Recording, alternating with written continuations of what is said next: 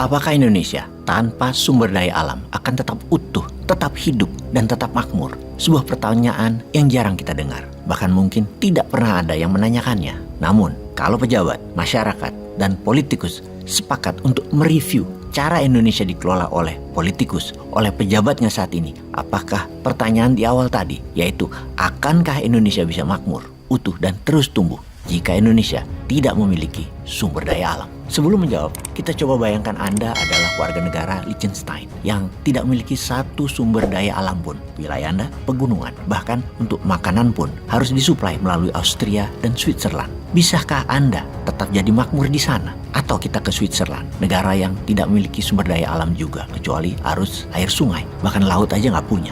100 tahun yang lalu coba bayangkan, kalau Anda warga negara atau politikus atau pejabat di Switzerland, kira-kira apa yang ada di pikiran untuk membuat Switzerland negara yang sangat kaya? Kita tahu sedikit pejabat dan politikus Indonesia walau sudah 77 tahun merdeka berpikir ke arah pertanyaan di awal. Karena buktinya tidak ada satu kebijakan pun yang mendukung Indonesia tidak punya sumber daya alam untuk survive. Karena yang ada hanya bagaimana menjual kekayaan alam, bagaimana menghabiskannya. Walau GDP negara naik tipis setahun 3%, namun kantong beberapa elit naik hingga 100%.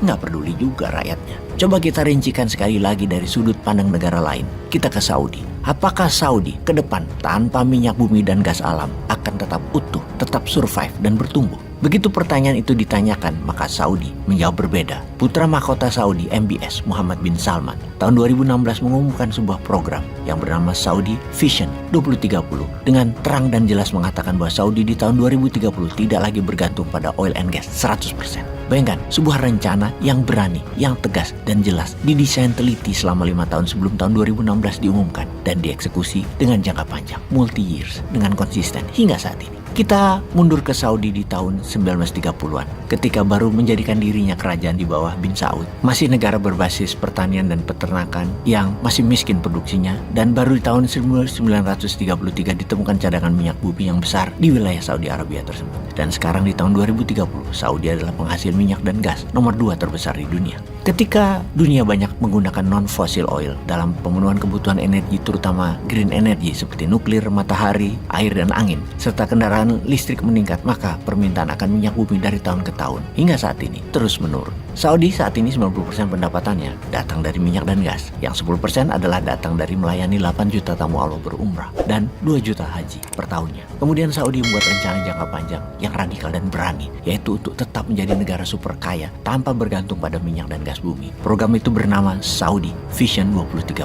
Caranya bagaimana? Maka mereka menggunakan sistem ekonomi, menggunakan nation wealth, yaitu SWF, Sovereign Wealth Fund. BUMN Saudi, Aramco, ini BUMN kerajaan juga, bukan milik rakyat atau model pemerintah seperti kelolaan di negara lain, tetap milik raja karena negaranya ya raja yang punya. Aramco adalah perusahaan paling menguntungkan sedunia dibandingkan dengan Apple atau Amazon misalnya. Namun sedikit orang tahu Aramco itu bagaimana kelolaannya sampai di tahun 2019 ketika mereka mengumumkan akan menerbitkan SWF senilai 2 triliun dolar atau 2.000 billion atau hampir 15 kali APBN Indonesia, atau uang untuk hidup 15 tahun rakyat 280 juta Indonesia ditarik ke depan, ditarik ke sekarang. Aramco Saudi punya sejarah panjang sejak tahun 1933 di mana dengan Standard Oil mereka bergabung. Standard Oil atau Stanvac adalah mitra Saudi sejak hari pertama minyak bumi dan gas dieksplor dan diproduksi oleh Saudi. Lalu perlahan Aramco membeli saham Standard Oil. Dari tahun ke tahun, stake saham Aramco atau Saudi tepatnya membesar. Hingga pada tahun 70-an akhir Saudi memiliki Stanvac, Standard Oil Company 100%. Kemudian di tahun 80-an jadilah Aramco.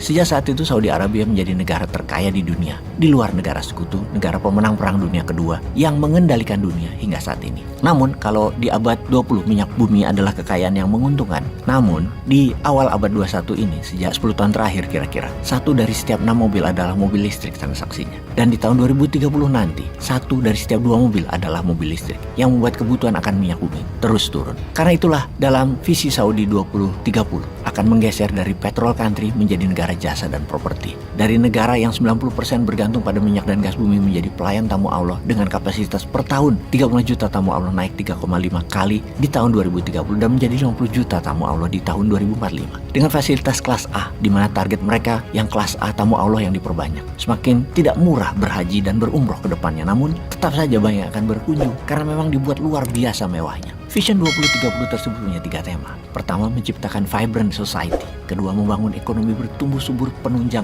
dan berkelanjutan. Dan ketiga, menjadikan Saudi negara ambitious nation atau negara agresif dalam segala bidang termasuk pertahanan keamanan. Akan masuk negara Saudi menjadi negara superpower senjatanya. Dalam melayani tamu Allah, bukan hanya spiritual melaksanakan ibadah di Mekah Madinah, namun membangun museum Islam, sejarah Islam dunia dan edukasi terbesar di dunia yang akan memaksa banyak wisatawan dunia setelah rukun umroh dan haji, jalan-jalan menikmati sarana baru lainnya seperti museum dan napak tilas sejarah yang akan menghasilkan fulus bagi Saudi. Selain itu, 3 kota di luar kota suci Mekah dan Madinah seperti kota Jeddah, Riyadh, serta Neom dan lain akan jadi top 100 kota di dunia tempat tinggal kelas dunia, pusat hiburan, budaya, dan lifestyle. Bahkan kota-kota tersebut ke depan tidak menggunakan minyak dan gas bumi untuk menghidupi energinya, tapi menggunakan green energy. Yang paling menarik adalah rencana besar Saudi di dalam membangun UKM, di mana akan ditingkatkan pendapatan GDP negara dari hanya 5% akan menjadi UMKM-nya 35% GDP nasional dengan strategi jangka panjang yang menarik, pembiayaan dan dorongan produksi mengingat ada 30 juta tamu Allah sebagai pasar yang besar salah satunya. Saudi Vision 2030 adalah privatisasi atau membuat negara menjadi negara swasta, setidaknya 35%-nya, yang mana pendapatan pajak akan meningkat dengan cara itu. Dengan mendorong wanita yang saat ini hanya 18% workforce di Saudi akan menjadi 50% workforce di tahun 2030 adalah perubahan radikal di Saudi yang sangat male superior menjadi seimbang antara pria dan wanita. Ini mengkonfirm Saudi adalah benar-benar negara ambisius, progressive country. Kembali ke pertanyaan awal, apakah Indonesia bisa tetap tumbuh dan utuh tanpa mengandalkan sumber daya alam? Semoga bisa belajar dari negara Saudi ini. Peace.